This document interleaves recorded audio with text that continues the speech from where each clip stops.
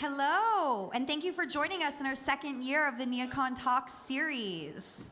So these talks are 20-minute conversations on a range of topics from a variety of speakers from all over the globe. We just heard from Tanya from India. We want to welcome you to day one. Thank you to our sponsors Formica, 9 to 5 Seating, Dauphine, Garden on the Wall, and Via Seating. We do have a Beatrix station with coffee and pastries right behind us, so if you guys need a refuel, you can do that. And in between the talks, Jordan from the Mart is going to be doing some trivia on some workplace questions, and you can win a little card to go get a free coffee or pastry, so definitely stay around to participate in that. And next up on our talk series is Focused Excellence, Monotasking for Architects and Designers with Libby Gillen. Welcome, Libby. Thank you. Thank you. Okay, so I'm Libby Gillen. I'm VP of A&D for Momentum Textiles and Wall Covering. And I'm here to talk about focused excellence. I'm here to talk about why we need to be monotasking more and multitasking less. I know we all multitask. I didn't practice this part. Okay. I know we all multitask. And who believes they're good at multitasking? Raise your hand. Guess what? Only 2.5% of people can actually multitask and multitask well. So that's not me, I know that. But from the standpoint that our brains are not set up to multitask. You know where multitasking came from? It came from IBM. IBM, because of their computers, actually said, oh, this is multitasking. When one thing's running in the front, all this other stuff can be running in the back. Guess what? Our brains don't work like that.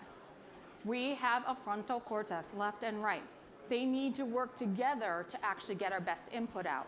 If they try to separate, that's where we can do it, but we're gonna have more mistakes. It's gonna take longer to do. I've got an exercise for everyone. This is a multitasking exercise. I don't even know if I'm gonna do it that well today, but everybody knows their ABCs, right? So in your head, you know it, A, B, C, D, a little song to go with it. Now, from 30, count backwards. 30, 29, 28, 27, 26. Like, you can get a rhythm there too. Now, multitask it. A, 30, B, 29, C, 28. That's multitasking. That hurts. Like, I'm really, really concentrating. So our brains aren't set up for that.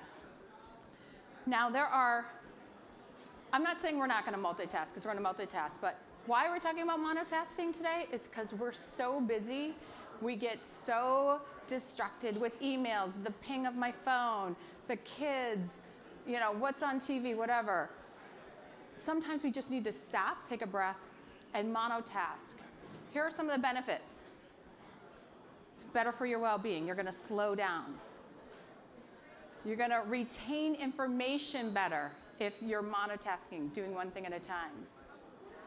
You're going to get into that zone like the runner's high. If you're concentrating on one thing, you're going to have better quality of work, and you're going to be more productive and more efficient with that time. So here's the true definition. Monotasking, also known as single tasking, is the practice of dedicating oneself to a given task with minimizing interruptions until that task is done or a significant period of time. Right now we're saying 20 minutes.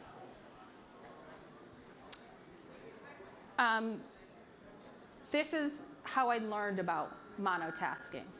My life was crazy. My friend Chris Stolpen, if you know him, actually gave me a book about monotasking. Thatcher Wine is an author. He owns a bookstore in Colorado. His life was crazy. Unfortunately, he was diagnosed with cancer. Things weren't going well. But when he got better, he goes, I want to live my life better. I want to live my life differently. So I'm going to look at 12 things that I can focus on one at a time. And his slogan is like, do one thing at a time to do everything better. So that's what his version of monotasking is. These are the 12. Teach, learn, play, see, eat, create, think, walk, read, listen, sleep. I wish I could sleep. Monotask sleep. And then getting there. We're not going to go through all these. This is 20 minutes, so we're going to go through a couple of them. But guess what? Listen, you guys all get credit today, unless you're on your phone, because then you're not monotasking. But if you're listening to me right now for the next 20 minutes, you get credit. You've done your job today. You've done your exercise. So listening is one. We're going to talk. We've done. Check that one off. Another one we're going to do is see. As architects, designers, everyone related to that field, seeing is important to our job, right? So we're going to talk about that. But the last one is to read. So as I go through these, you're going to see that to see, we are bombarded with over 4,000 advertisements a day. 4,000, that's on average. So whether that's through your phone, whether that's through social media, whether that's billboards, radio, TV, whatever. You get things you don't even want. Going through my Instagram, something pops up for a new dog bed. I'm like, I have a dog, but I don't need another dog bed. But I find myself down the rabbit hole of now getting a dog bed because the advertisement came up, right? So with all those advertisements, all that media being thrown into, it's too much clutter. It's too distracting to actually concentrate on what you need to do. So we want you to be able to take back your control by monotasking to see. So this is Lizzie LaRock, introducing you to all my friends. We've got Thatcher, we got Lizzie.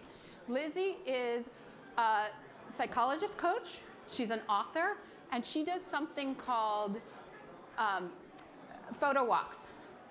So what she does, and believe it or not, you use your phone to do this photo walk. It's kind of counterintuitive, right? I said, do one thing, focus. You're going to have you focus through a phone. But with that being said, you're going to set a prompt, set a timer, 20 minutes, and try to focus if you get distracted and go for a walk. This could be like at the airport. I've done this at the airport. My flight's delayed. I'm like, okay, I'm going to take a walk, get away from this crowded gate, and I'm going to be like, my photo walk is going to include kids in pajamas, which is a pet peeve of mine. So you know what? I had young kids.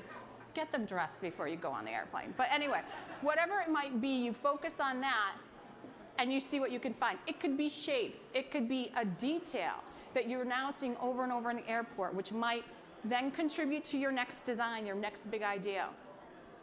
So that's what a photo walk is. And one day, in Austin, Texas, where I reside now, I'd go on this trail. I'm lucky enough to live near the Greenbelt, through the woods, trails, hikes, fields.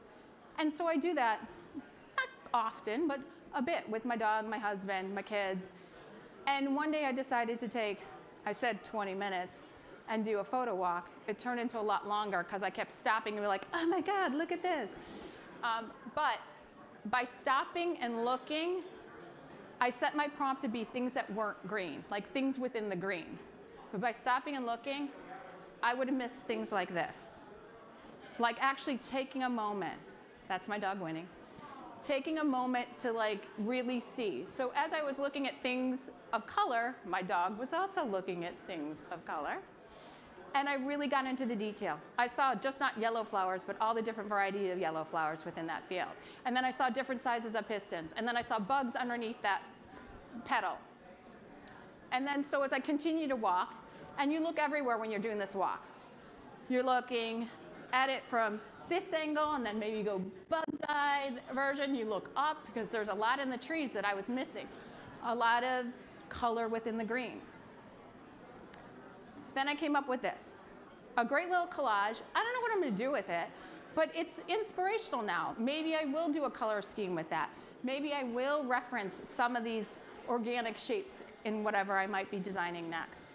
But it gives you a reference. Again, you're focusing on things in a different way. So that's what seeing is. Here's another exercise. Sarah Kushar is a designer here in Chicago, and when she travels, she brings a little watercolor set. And rather than running around the city with her phone, snap, snap, snap, What she'll do is she will stop and paint 20 minutes. So they're quick gestures. It's not like she sits down and does a detail. I mean, these are pretty nice. But she sees shadows differently. She sees windows. She sees like fenestration that you may not have seen before. She's able to really capture it and see things differently. So I don't know if you guys aren't feeling that artistic or not, use your phone, do the photo walk. But if you are, do this.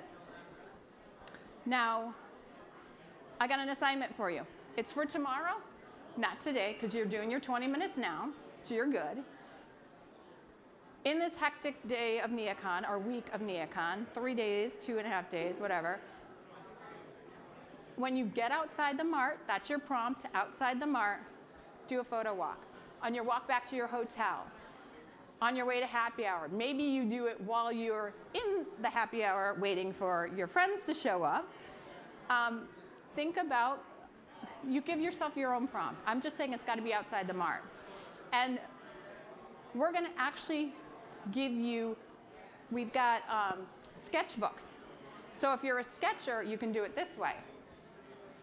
For those who want to sketch, we have a few of these to go do your photo walk.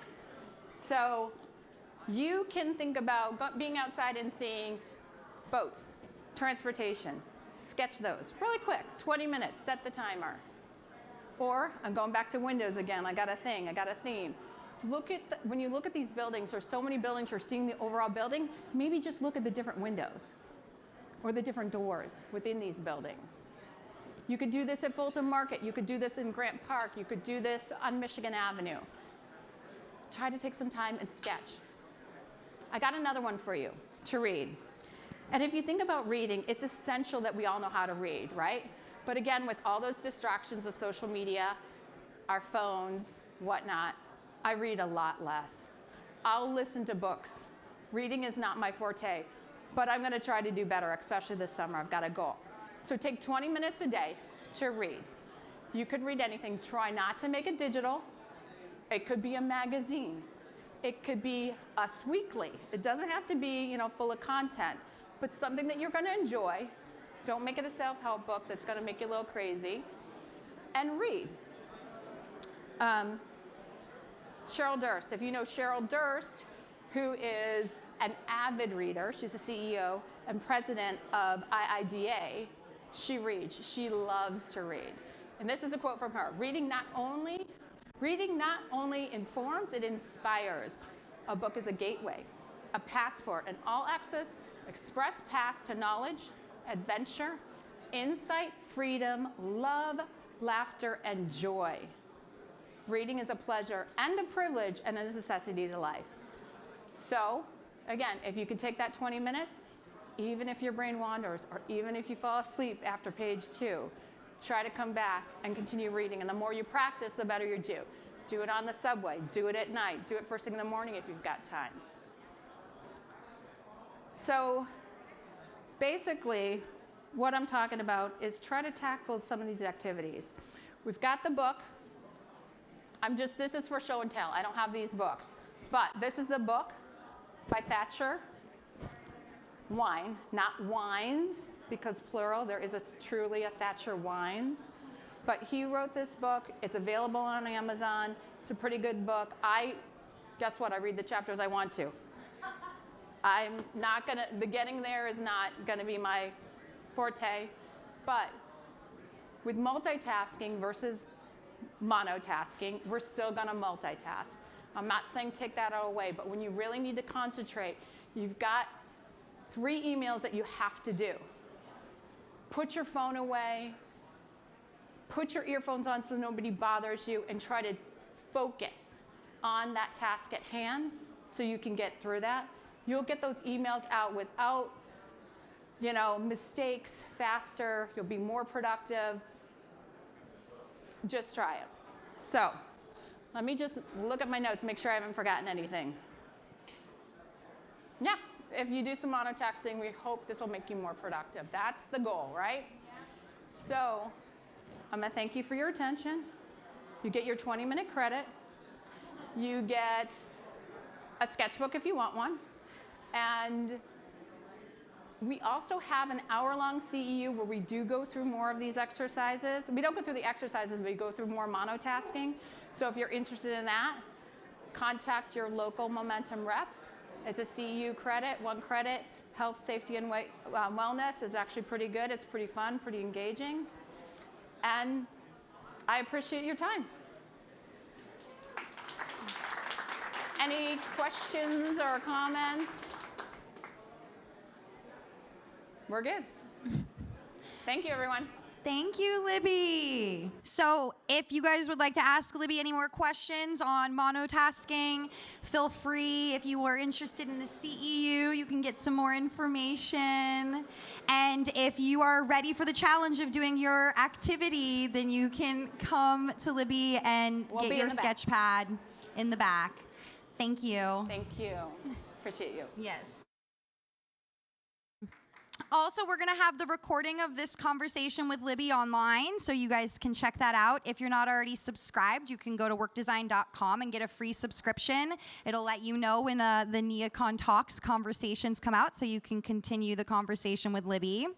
And we have one last session of the day that is going to be at 3 p.m., and it's on intentional-based working for the future of work with Stephen Smith. So we're continuing this idea of how are you doing more focused work. So we'll see you guys in 10 minutes.